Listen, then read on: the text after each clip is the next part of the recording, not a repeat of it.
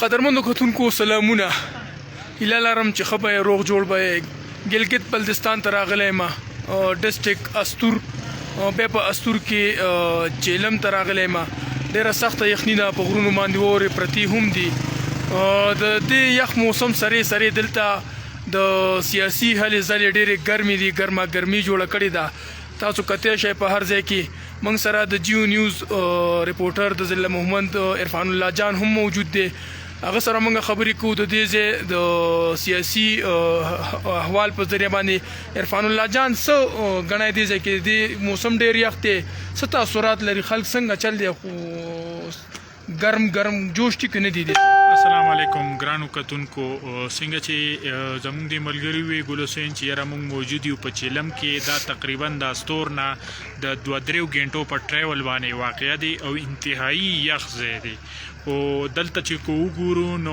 ډېر زیاته ګرمي ده او ګهمي ډېره زیاته ده الیکشن حواله سره تیاری روانې دي کم شي چې ما دلته نوٹ کو هغه دا دی چې د یوث سره د ځوانانو سره دلته چې کم دي د بوډاګان هم په دې الیکشن کې ډېر پرجوش دي او په دې سخت یخنۍ کې اعلان کې پکار دا و چې هغوی چېرته کور کې اور ته ناست وي او ځان یې ګرمو نو دلته راوتي دي او په دې کیمپونو کې دننه د دوی دا کم چې د الیکشن کیمپینګ آفیسز دي دې کې ناست دي او خپل د سپورټرانو خپل امیدواران سپورټ کوي لګیا دي او د هغوی هر قسمه دغه کوي ډېر زیاته یخني ده موسمیات وایي چې یاره سبېګا د شپې او سبا بله ورځ دا 3 ورځې مسلسل د واورې امکان دی او واوره به کېږي نو چې واوره شروع شي نو بیا خو به نوره هم یخني زیاته شي خو د دې یخنۍ باوجود دلته د الیکشن حوالې سره تیاری روانې دي زه کتونکو ته دا هم وایم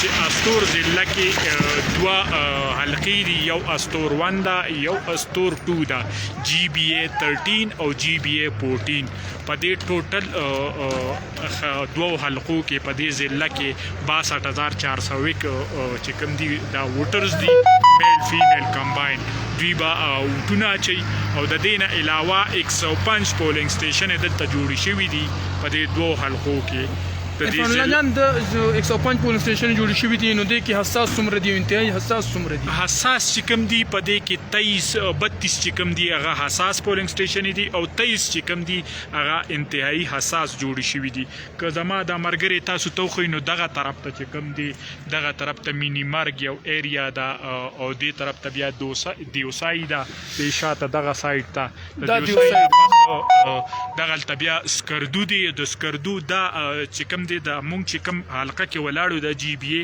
13 استور 1 ده او چلم د دې ځای نوم دی بالکل دا په انتهایی په پیک پوینټ باندې دی او ډېره زیاته یخني ده تاسو به وینئ مونږ کلي نه چې راتلو نو بل شان ماحول و دلته ډېر بل شان ماحول دی ډېره یخني ده خو په هر حال د دې ځای خلک پرجوش دي او د الیکشن ته ډېر په ښه نظر ګوري حالان کې د دې ځای خلک دا هم وایي چې دلته روډونه نشته دغه نشته لینډ سلایډینګ کېږي د بجلۍ لوډ شیډینګ ډېر زیات دی نو ګوري او دوی دا وایي چې یاره مونږ خپل امیدواران په دې وجه سپورټ کوو چې یاره دوی له مونږ دا ووټ ورکړو او دوی بیا لاړ شي او زمونږ دا مسلې دا دیرینه مسالې حل عرفان الله جان که وګورو چې موږ راتللو د 3-3.5 غنټې مزل مو کو ډېره زیاته خطرناک لار واره د جیلم ته د راتلو سره د دې نه مخکې خو هم خلکو ووټونه اغوستي په دې بانه باندې تاسو ته موږ روډ سازو هسپتال به سازو دلته خو چې موږ وګورو آبادي هم داسې خاص په نظر باندې نه راځي ځکه چې تاسو وګوره ټول ګیر چاپېره غرونه دي کتی شئ قدرمندو کتونکو تاسو دا چیلم علاقه ده قدرمندو کتونکو کوشش کوو چې تاسو سره دې ځای مقامي کسان هم وګړو د الیکشن حوالې سره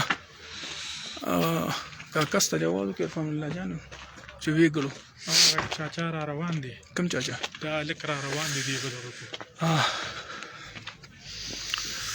السلام علیکم कैसे हो भाई ठीक है खैरियत है शुक्र आप यहाँ के हो जी जी किस पार्टी को सपोर्ट कर रहे हो मैं यहाँ सर्टिफिकेट ये जो आज़ाद उम्मीदवार है जी अच्छा क्या तवक्कुआत है इनसे ये नया है इंशाल्लाह कोशिश करेगा तो कामयाब होगा ना मसले क्या है मसला कुछ नहीं यहाँ पर मुकामी लोग ये तो अभी आपको बताया ना अभी इन भाइयों ने यहाँ पे मसले भाई आपका नाम क्या है आशिक हुसैन کیا عاشق حسین. عاشق حسین. کس کو سپورٹ کر رہے ہو؟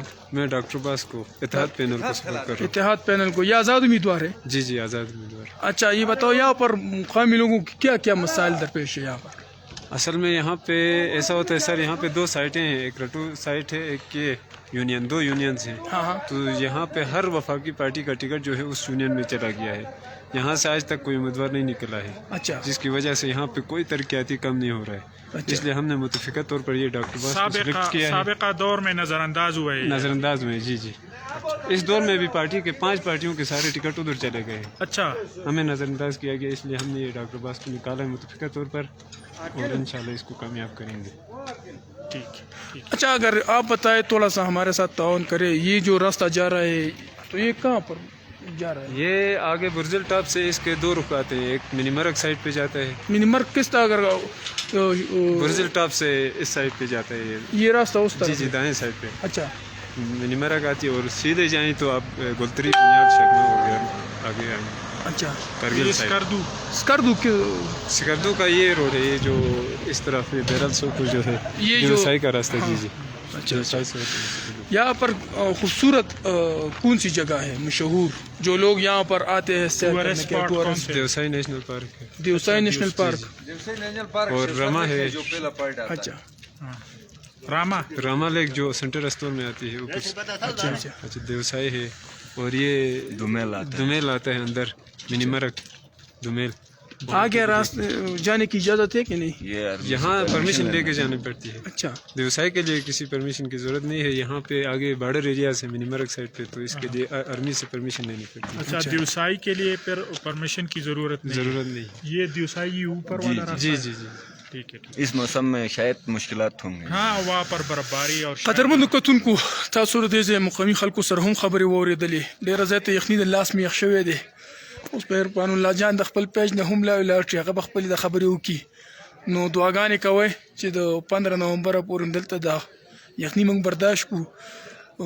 نور څه نه میلاویږي, همدې هوټلو کې دلته بس تا ته ووایي چې دال به خوري او بس نور څه نشته دی. نو دعاګانې کوئ زموږ دپاره چې د الیکشن کوریج تاسو ته ښه ټایم په ټایم باندې د کیمرې په نظر باندې ورسو. مهرباني, مننه, سلامونه.